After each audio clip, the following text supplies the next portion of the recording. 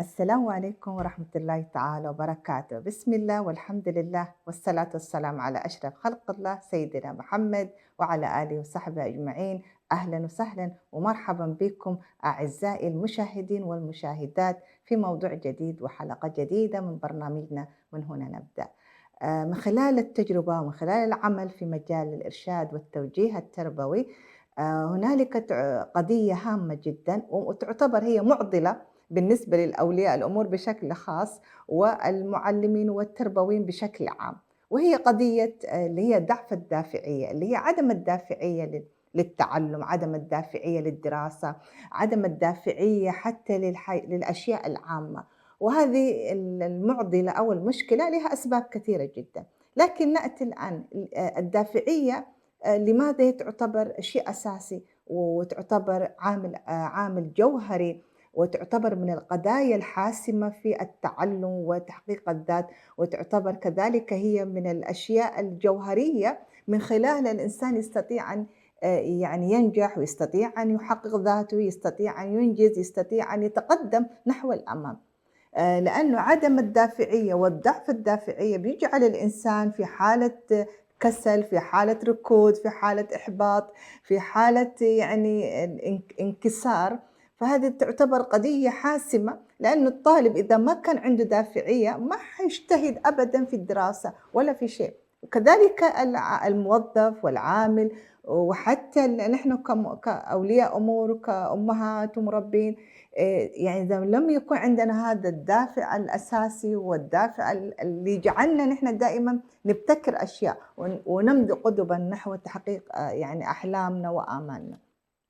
ولأن الدافعية كذلك تعتبر من الأشياء اللي تجعل الإنسان يضبط نفسه، تساعد الفرد على العمل الدؤوب ومواجهة التحديات، وكذلك دائمًا تكون هي من العناصر الأساسية للوصول إلى الحل. إذا كان الطالب ما كان عنده دافع للدراسة، وتجد أن مثلًا ما حيكون هنالك عمل للواجبات ولا اهتمام بالقيام بواجبه كطالب.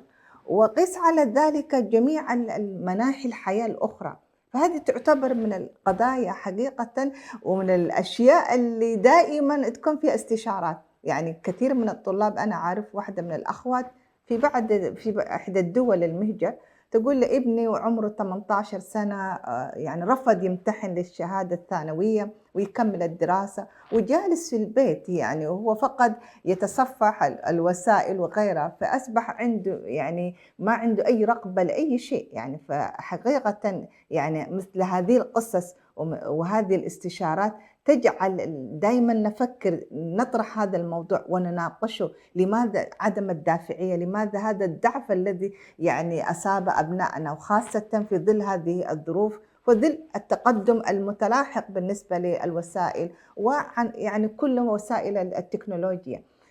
طيب ما هي يعني سمات الأشخاص اللي عندهم دافعية عالية، اللي عندهم هَم عالي لتحقيق ذاتهم؟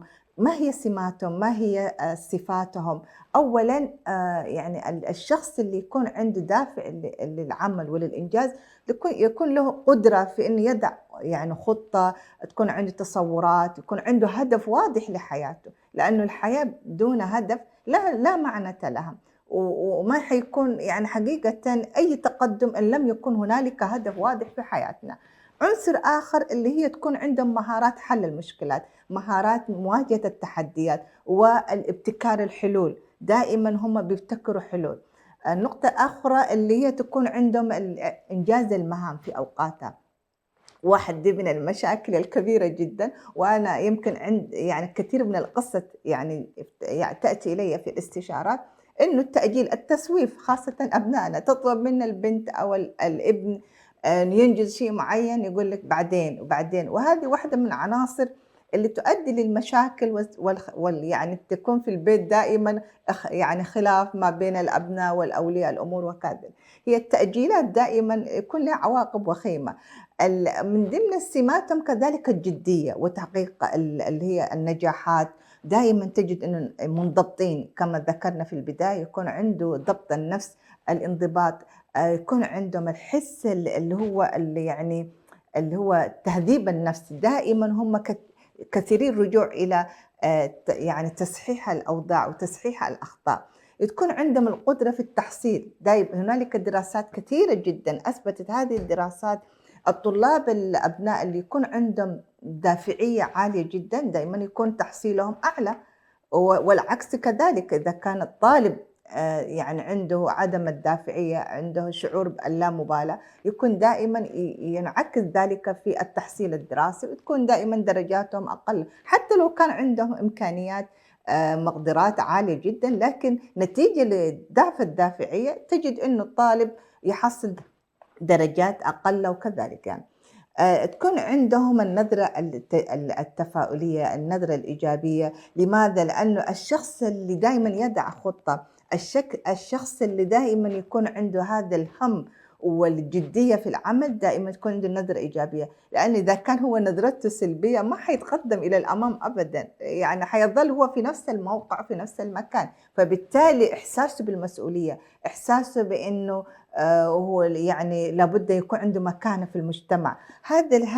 هذه السمات، هذه يعني الصفات تجعل الإنسان أكثر ضبطًا لنفسه، وتجعل دائمًا هو متجدد في دافعيته. فهذه هي كلها سمات الأشخاص اللي يتحلوا بالدافعية، ويمكن نجد فيها يعني نفس سمات الأشخاص اللي يكون عندهم تقدير لذاتهم، نظرتهم إلى نفسهم تكون نظرة إيجابية، دايمًا أضع نفسي في مكانة إنه أنا أريد أن أحقق، أريد أن أكون يعني شيئًا مذكورة، وهكذا يعني فكل جملة أو يعني كل هذه السمات حقيقةً تمثل أولئك الأفراد اللي يكون عندهم الدافعية عالية جدًا في مختلف المجالات، يعني ليس فقط في الدراسة أو في التحصيل الأكاديمي، حتى في العمل، في إنه أنا أتحمل مسؤوليتي أنا كزوجة، يكون عندي الدافع إنه أنا أربي أبناء، أن تكون دافع إنه أجعل هذه الأسرة أسرة سعيدة، إنه تكون دافعيتي لإنه أنا أحقق يعني الاستقرار الأسري، وبالتالي أكون أنا حقيقةً وصلت إلى إنه حققت السعادة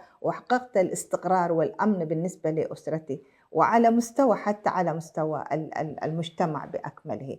وصلنا لختام هذه الحلقة واللي تناولنا فيها جانب أهمية الدافعية، ولماذا الدافعية تعتبر معضلة وقضية أساسية جدًا، وسمات الأفراد اللي يتحلوا بالدافعية العالية. إن شاء الله نكمل حديثنا في الحلقة القادمة بإذنه تعالى، إلى أن نلقاكم نستودعكم الله، والسلام عليكم ورحمة الله تعالى وبركاته.